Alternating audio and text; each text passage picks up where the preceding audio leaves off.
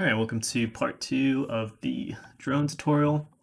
So in the last one, we got it set up so that you could fly around this drone, for the most part at least.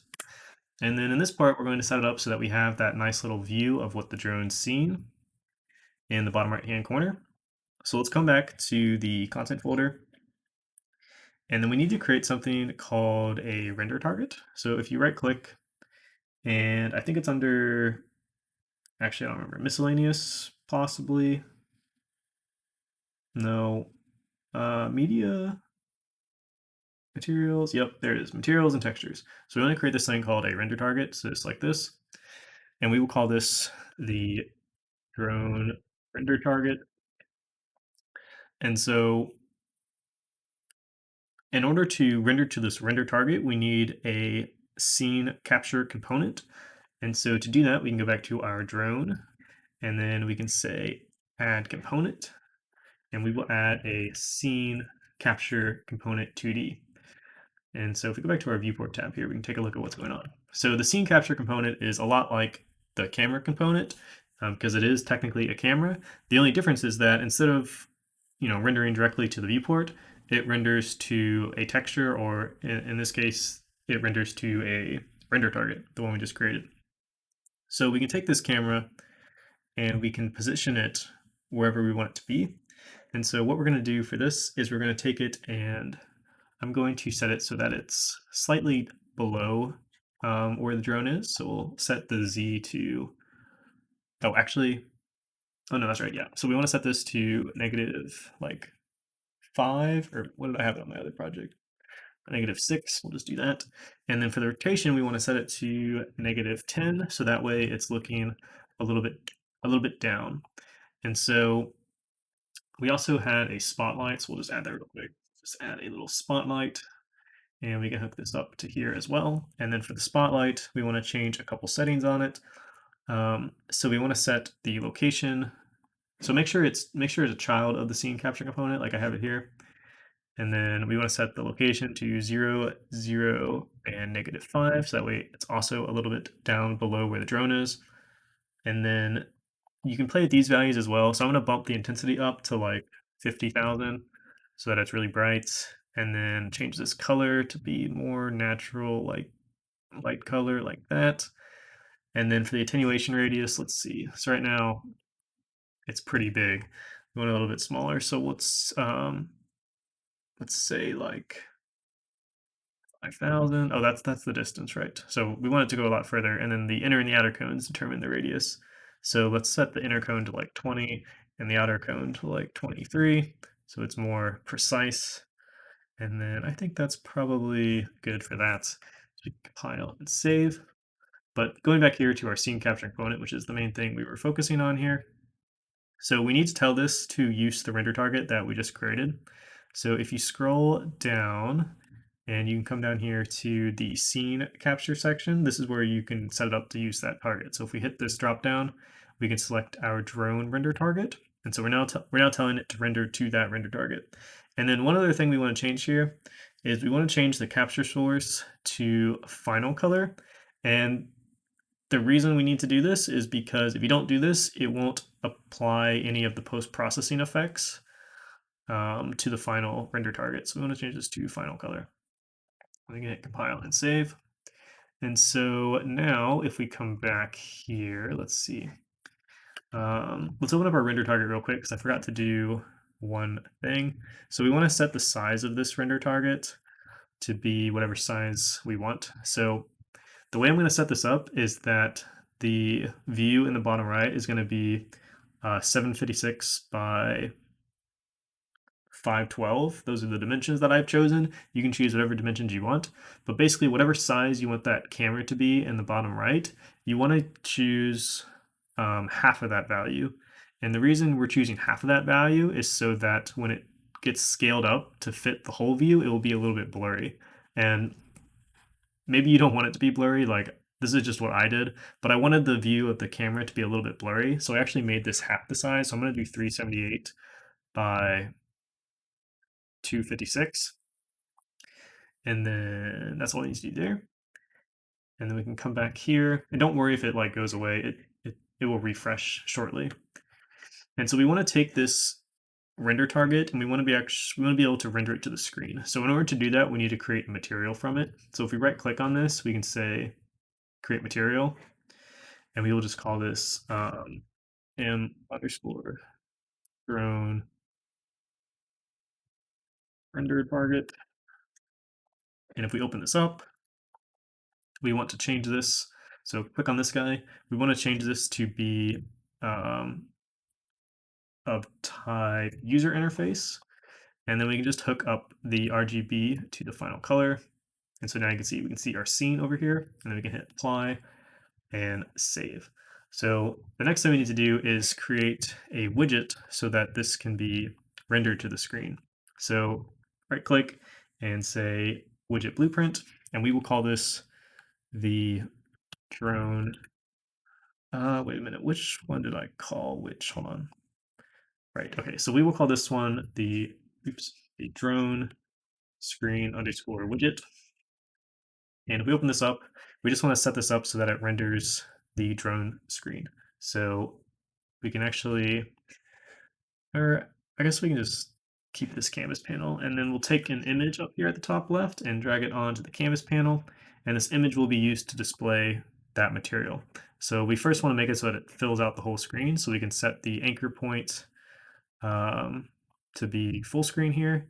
And then we can say offset right. We want to set this to 0 and 0. And then for the brush, we want to select our m underscore drone render target. You can see it's now rendering our render target. And it might look a little stretched here, and that's just because that's the way it's viewing it. But if you come up here, we can change this to custom, and then we can type in our desired screen size. So if you remember, I said 756 by 512. And those are just numbers that I chose. Like you can choose whatever numbers you want, but just stay consistent. So these numbers should be twice the numbers that are inside of your render target over here. Okay, so that's that. And then let's see. So the next thing we want to do is we want to add our HUD to it. So we can come up here again. We can add another image. And then for this image, we want to have it centered in the middle of the screen. So we can select the center, and then we'll say 0, 0, 0, 0. And then for the alignment, we want to use 0 0.5, 0 0.5. And then we can select size to content. And then for the brush, we want to select that T underscore drone HUD that we imported at the beginning. You can see it's drawing our HUD image there. And then if you noticed from my other project, we also had things like altitude. I'll just run it real quick. We also had things at the bottom right there. We had altitude and destination, or distance rather. And then we had something that said drone camera at the top. And maybe we'll come back and do that at the end. So that way we can kind of at least get this camera working now, because it's possible that you might not care about those things. So fair enough. Just trying to think. I think that's all we need to do, at least for the very basics of it. And so now let's come back here to the browse, or hit browse, go back to the content folder. And as you can see here, so this widget is just taking up the whole screen, but we don't want the widget to take up the whole screen. We only want it to take up a section of the screen. So we're gonna make another widget that uses this widget, but actually moves it to the part of the screen that we want it to be at. So make one more widget, user interface widget, and we'll call this we'll call this drone widget. And so inside here, it's going to be really simple. It's just going to be that one widget on the screen. So if we open this up, we can search for our drone screen widget, drag it onto our canvas panel, and then we can set it to where we want it to be. So actually, let's wrap this in a border as well. So right click and say wrap with border, and that will wrap it in a border, and that gives it that nice blue outline. And so let's actually move this to where we want. So let's set the anchor point to the bottom right corner, and then we'll set this to like -50, -50. And then for the size, we want it to be that size that we're using, so 756 by 512. And then we want it to be over here on the left, so we can say alignment of 1 and 1, and that will pop it up to the bottom right corner. And then for the outline color, which is basically the brush color in this case. For right now, I'm going to set it to this blue color because eventually we're going to change the camera to be this nice like blue color, but you can set this to whatever you want. It's just that outline color essentially. And we hit OK. And then I don't think we need to do anything for this. I think that might be it. So we can compile and save, and I'm just going to save all. So now basically what we want to do is we just want to, when we activate the drone, we want to add this to the viewport. So if we go back to the drone and we go back to the activate function, let me see exactly where I did this. Right. So after we create, or after we save the player controller, but before we possess the drone, let's just add it in here. So I'm going to scoot this over. And so we want to drag off of this and we want to say create widget. And then the widget we want to create is our drone widget. And we want to take this and we want to save it as a variable. And we need to save it so that way when we deactivate the drone, we can remove it. So we'll promote it to a variable and we will call this, oops, didn't mean to do that. And we will call it the drone widget. And then we can set this to private. And we should also probably set this player pawn to private as well. I just forgot to do that. Then we can say add to viewport, like so, and like so. All right, so now if we play this, let's give this a try. Come over here and we press F, and there we go. So you can see it renders our little view to the screen, and we have our HUD, and things look pretty good. So the one thing we can't do yet that we want to be able to do is we want to be able to use the mouse to look up and down. So when we move the mouse up and down, we want it to pitch the camera. So let's come back here to our event graph, and just like we did for these values, let's add another input axis for looking, and then hook that up. So this one's going to be a little bit more complex than these, just because those are so simple, but below this input axis turn, let's say input axis look up. And so look up is bound to our up and down on our mouse. And so essentially what we want to do is we want to change the rotation of this camera, specifically the pitch, right? So we want to do this type of thing, right?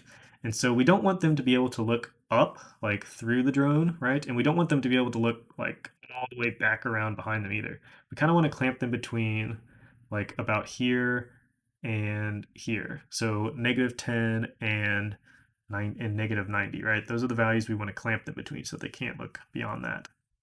So set this back, make sure you set this back to -10 and 0. It should look like this, 0, -10, 0. And then back here in our event graph, we want to eventually change that. So we can drag in our scene capture component 2D, which is that camera, and we can say set relative rotation. And so now we just need to figure out what values we want to pass in here. So we're only going to be changing the yaw, so we can split this. So right click, say split. So we only want to change, or sorry, not the yaw, the pitch. We only want to change the pitch. So we're splitting it, so we can only change this by itself. And so we want to change it based on this value. So we're actually going to need to multiply this by -1 because we actually want to do the opposite of what it's passing in. And then we want to add that to the current rotation. So again, we can drag in our scene capture component and say get relative rotation. And we can split this again because we only care about the pitch. And we want to add that. So we can say float plus float and add the pitch. And then before we go ahead and we set the new relative rotation, we want to make sure that that pitch is not out of the range of that -10 to -90 range that we talked about earlier. So we can say clamp float, which will clamp it between these two values. So our min is going to be -90 and our max is going to be -10. And then that will go into our new pitch. Okay, so now if we compile, save, and run this, if we come back here and we press F and I move the mouse, you can see it now moves this camera. And you'll notice you can't look any more down than this, and we can't look any more up than this. And of course, if you want to be able to look more down or more up, you can adjust these values, but these are just the ones that I was content with. All right, so the next thing we need to do is make it so that when we press the F key again, after we are flying the drone, it gives us control back to the character. So inside of the drone, we'll just do this up here at the top. We want to listen for that toggle drone event as well. So we'll say input action toggle drone, and then we want to say um, we want to call a function that we're going to write. So we'll say function, call this deactivate, and then we'll just call that directly from here, like so. And so inside of deactivate, we want to, first of all, we want to make sure that we are currently, um, that our state is set to possessed, right? Because if we're not being possessed, then there's nothing to deactivate. So we can drag in the drone state and we can say switch, because obviously, right, if we're idle, we don't want to do anything. But if we're possessed, then what we want to do is we want to go back to possessing the player pawn again. So we can say get uh, get controller, and then we can drag off of this and say possess, and then we can drag in our player pawn because that is the thing we want to possess now, right? We want to go from possessing the drone to possessing the player. And then now that we've done that, we can set our player pawn back to nothing. So if we just do a set and we don't pass anything, it will basically just set it to empty or nothing. And then we also want to remove that widget from the screen. So we can drag in our drone widget and we can say remove from parent.